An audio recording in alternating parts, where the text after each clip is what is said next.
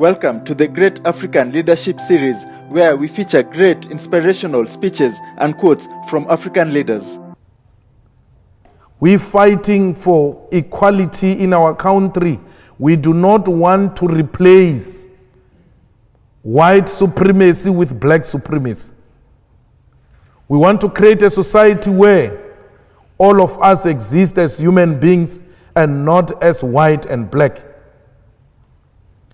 We want to restore the dignity of the African continent and position Africa as an equal partner in the world economy and international politics. We want Africa to be like Europe. We don't want Europe to treat Africa like it is its own subject. Africa's time is now. No one should continue with the exploitation of our minerals without our involvement. Not even China will be allowed to recolonize Africa. We are called economic freedom fighters because we want any foreign direct investment to come and invest in Africa through our own terms and to the benefits of the people of Africa. It might be a dream. Some might think it's not real. But we know we are going to achieve it. For because this dream is not just a dream but a generational mission. It's a generational mission we are not prepared to sell out. We want to restore the dignity of African people. We want to ensure that African people are equal partners in trade, in politics, in every subject that the world is debating. We want to follow in the footsteps of Nelson Mandela. Because Nelson Mandela, when he left his term as a president, he said the struggle continues. He said so because he knew that political freedom without economic freedom is incomplete. People cannot eat a cross. People want to put bread on the table. So, like many African leaders, we have committed not to betray the dreams of those who came before us. Like many African leaders, we want to unite the people of Africa to have a common agenda and common purpose. We want Africa to unite and Africa to reclaim its land and its resources. The EFF speaks about expropriation of land without compensation because we know that when the land was taken in Africa was through genocide. Why would we reward genocide?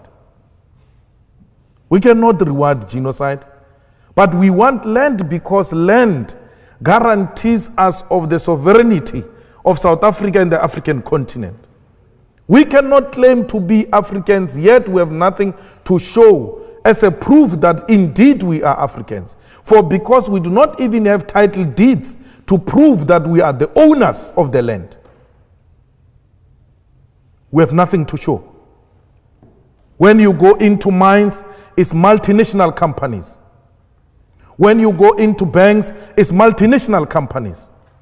When you go into monopoly industries, it's multinational companies. We cannot even own and protect our own agricultural sector with our fertile land in Africa. Because Europe and the entire developed countries use Africa and South Africa as a dumping site. Every lower grade food get to be dumped in our countries, undermining our own agriculture. When we say those things, we are called communist, we are called anarchist, we are called radicals, because we must continue to bow before a white supremacist. We're refusing that.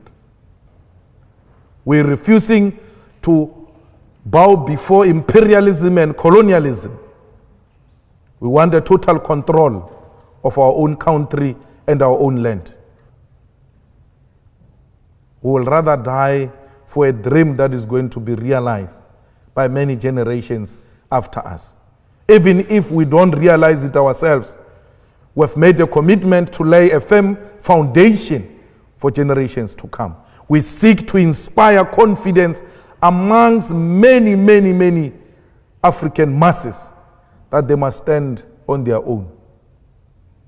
In this day and era, you still have a situation where there are African states paying colonial tax to France. France, it is what it is because of those African states. You have the reserve banks of African states in France and not in Africa itself.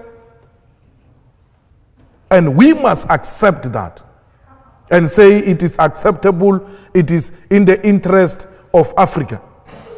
It is not. We want Africans to have control over their own currency. Want Africans to have control over their own economy and what constitutes their own economy. Our struggle seeks to inspire that. Our struggle seeks to inspire accountable African leaders, not dictators, not unaccountable leadership that turns a public purse into a personal purse.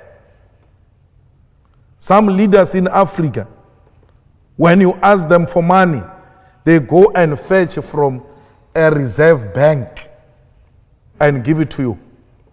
Because they treat a reserve bank as a personal bank account. It can't be. We want leaders who are responsible. We want leaders who are accountable. We want leaders who will go to elections and be elected through democratic means. Let people determine their own leadership, and not because leaders are torturing them and intimidating them and imposing themselves on the people. In the whole of Africa, I met some of the students earlier, some are doing research in Africa. You must go and check the facts. In every failed state, it became so because of an individual called president. The president takes over the country and everything else gets to be designed around the individual called president. They move from a democratic rule to personal rule. They respect individual more than the state institutions. If a president does not like a red beret, a law is passed that all red berets are banned in this country. The EFF is going to revive correct politics in Africa and position Africa at a correct path in the international politics. It is possible. We have taken that position, and many in Africa are willing to follow.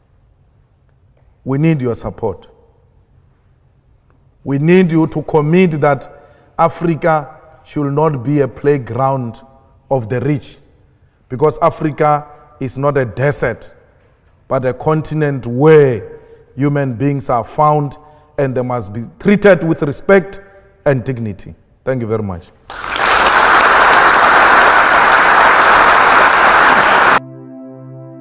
Share this video with friends and family to support the channel.